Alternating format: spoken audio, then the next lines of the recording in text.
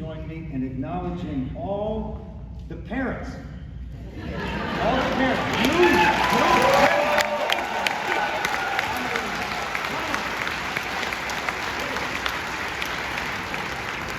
Fantastic. So, to the graduates, I hope that you're proud of what you accomplished, proud to be where you are today, because you should be.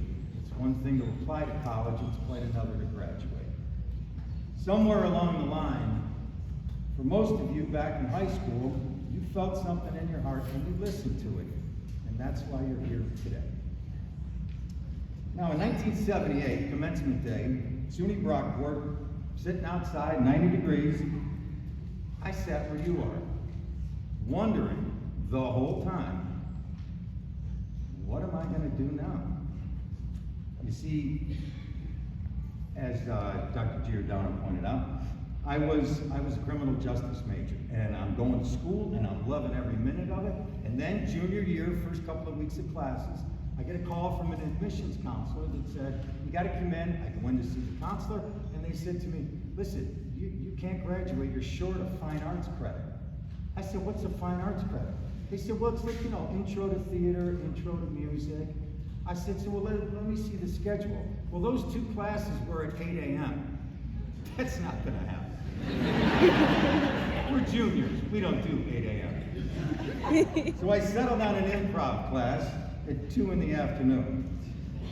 I gotta tell you, this class was cool. I didn't know what I was doing, but it was really cool. This sort of spur-of-the-moment acting thing. And 2 months into the semester, the teacher one day, her name was Sally Rubin, she said to me, can you stay after class? I want to talk to you. I said, sure. So when everyone else left the room, she said to me, I think you should be an actor. I mean, I gotta tell you, that was like saying, you wanna go build a spaceship? All right, fast forward a few more very inspiring acting classes that I took as electives over the next 2 years, still not changing my major, and there I was, graduation day, wondering which road I'd travel. Now, I don't share this story because I think you should all re-enroll as criminal justice majors to find your life path, but I share this story because it's just a story about following your heart. Now, I know that each and every one of you have experienced inspiration here at Villa. I know you have. It's impossible not to have after the years that you spend here. Maybe it was a class or a teacher, maybe a friend, but it was something. A moment happened. When a door opened in your mind, a place in your heart, a feeling you had of what's possible for you. And deep inside, you thought to yourself, wow, could I really do that? Could I really be that? The feeling you had, and many of you have it right now. It felt a little like reaching for a dream, but it's not a dream. If you can imagine something, if you can hold that image in your heart, this place that you want to go, this person that you want to be, see it every day. Change it, upgrade it. Act as if it's already in your life, that it's part of who you are. It will come to you. And I'm not talking about wishful thinking. I'm not talking about daydreams. I'm talking about the way of the universe. It's not an accident that you're here today. You saw this day a long time ago, and now you're here. So when I was wondering what I was going to share with you today, I got to tell you,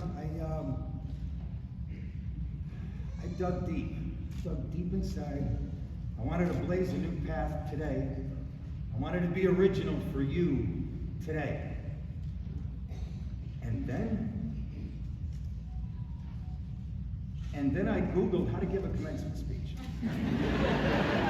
I gotta tell you, I read about a dozen articles, and every article I read pretty much said the same thing.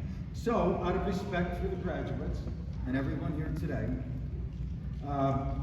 let's just make sure that I this has been a proper commencement speech. You good with that? You guys? Okay, all right. So pick a theme, follow your heart. Begin with gratitude. I went with that. Am I good, Matt? I'm good. All right.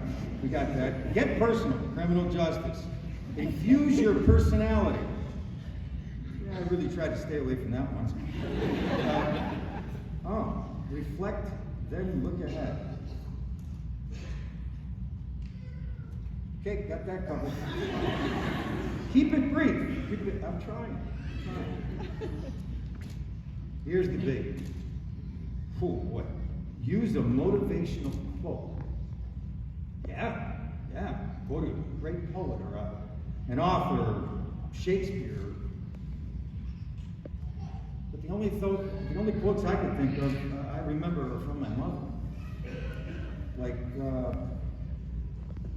soap is cheap. There's no excuse not to be clean. I thought that was appropriate for today. Or, come on, Mom, I gotta go. You weren't born in a hurry. That's another one. Somebody got that. I heard that. Somebody got that. Okay. But this one here is for you. So, I graduated with my criminal justice degree.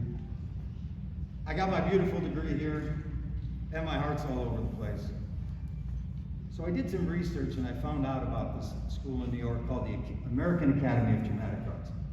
And I went and I auditioned and I got in. I went home and I saw my parents and I said, Mom, I'm going to be an actor. And my mother looked at me and she said, well, let's get the sheets and the towels ready. I said, Dad, I'm going to be an actor. And he looked at me like, what has gone wrong with my kid?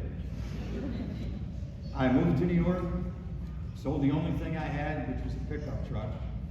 Went to school at the American Academy, 9 a.m. till 3 in the afternoon. I didn't come from a lot of money, so I had to get a job. I got a full-time job at the New York Hilton, being a security guard. I remember when I applied for it, the head of security said, son, you're slightly overqualified with a bachelor's in criminal justice. I said, I don't care, I need the job. So I would go to school 9 to 3, and then I had to go and work full-time from 4 o'clock till midnight. And I did that for a couple of years. And I found an apartment, tiny little apartment, the size of a large bathroom. Even had a couple of friends from college come down and see me. One of them drove down in his company car and he looked at me and he said, you live in this? And I said, yeah, I live in this. These are some of the best days of my life right now. Following your heart. So eventually, my mom came down to visit, and I was like so excited. Dropped her bags in the apartment. I took her to the school I was going to. I took her to the New York Hilton so she could see where I worked. We walked around Manhattan, went to Central Park, went back to my tiny little apartment. And she said to me, well, it seems like there's only 2 things you have any control over in your life. 1, how clean you keep this apartment. 2, how much you put into what you want to do. How much you put into what you want to do. I moved to New York when I was 21. Not that I didn't want to do stage, I did. Not that I didn't want to do television, I did. But I really wanted to be in movies. Everybody I knew got a movie before I did. I got my first film at 36. But I never lost the image in my heart that that's what I wanted. Let it stick with you. When you leave here, so much is going to be out of your control. But not how much you invest in yourself. That's on you. The greatest part of college is not what your degree is in. It's how much your eyes were open. Never closed. You can quote me on that. Class of 23, what a joy to be here with you. God bless you all. Thank you.